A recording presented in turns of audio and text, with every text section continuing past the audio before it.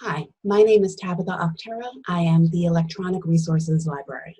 I also take care of digital commons at Malloy and Malloy faculty profiles. My subject areas are literature, communications, digital humanities and new media, philosophy, and religion. But enough about me. Let's learn about evaluating sources. There are many types of sources that you could come across during your college experience. These are going to be things like books, articles, and information from the internet. So how can you tell just by looking at something whether it's trustworthy or not? Well, this chart will give you a very good idea of where to get started with that. The most trustworthy will be things from academics, so peer-reviewed journal articles or books written by experts in a subject. In the middle will be our general information, things like daily news from newspapers or TV. Less trustworthy will be things like personal websites and blogs, because those are people's opinions, and advertisements, which are trying to sell you something. You can always revisit this chart. I have the URL at the top of the slide for the Critical Thinking LibGuide. So besides just that general glance, how can you evaluate these sources? We have a test called the CRAAP Test: Currency, Relevance, Authority, Accuracy, and Purpose.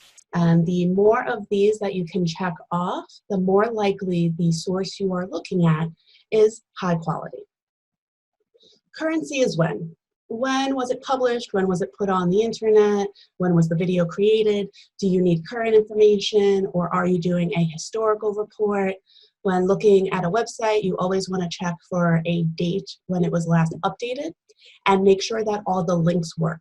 A broken link is a sign that the page has not been updated and the information could be old.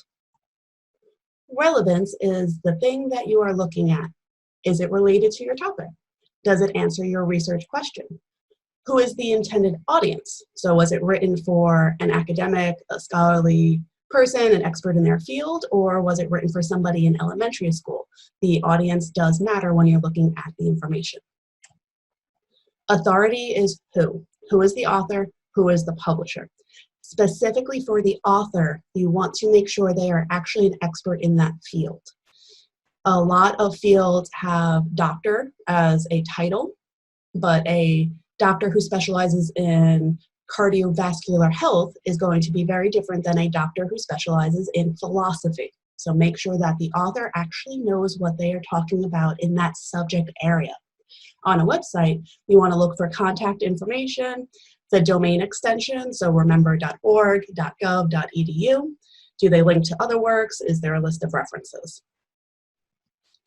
Accuracy, you're trying to determine if the information is correct or truthful. So does it match other information that you have found? Is it verified by facts? Did the article go through a peer review process? Are there references? Other things to check would be spelling, grammar. Are they writing in all capital letters? Did they choose Comic Sans as their font?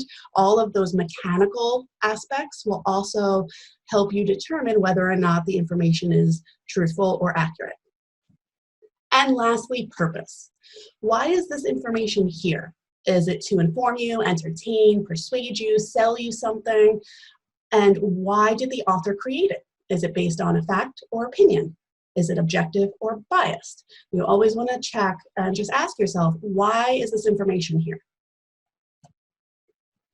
This is just a slightly different way of looking at the CRAAP test, checking off currency, relevance, authority, accuracy, and purpose. So a stop sign would be your source is too old or out of date. Whereas a green light would be the author is known and is an expert in their field. So all of these 5 things together will give you a better idea about how high or low quality the source is. One last thing to keep in mind, especially when you're looking at things on the internet, there are things such as hoaxes, satire, which is usually making fun of or parodying the news, and then infamous fake news, which is essentially somebody lying to you. So you can use the CRAAP test for all of those types of things just to make sure you're looking at information that is truthful. And lastly, if you do need help, just remember, go to the library's website and click on the Ask a Librarian button, and we will always be there to help you. Till next time, happy researching.